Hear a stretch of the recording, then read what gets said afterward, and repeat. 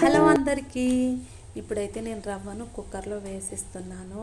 వేసి కలిపిన తర్వాత కలర్ కోసం పసుపు, తగినంత ఉప్పును కూడా ఇప్పుడే యాడ్ చేసుకోవాలి. యాడ్ చేసిన తర్వాత ఇప్పుడు మనము ఇది ఉడకడానికి కావాల్సిన వాటర్ని కూడా యాడ్ చేసేసి మూతనైతే పెట్టేద్దాం. 3వ విజిల్ వరకు ఉడకనిద్దాం.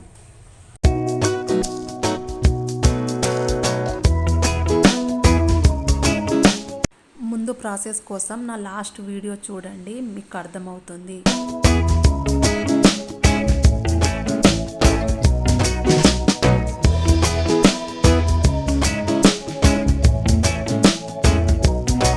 నేను ఇప్పుడు కరెక్ట్ 3వ విజిల్కి దీన్ని కింద అయితే దింపేశాను.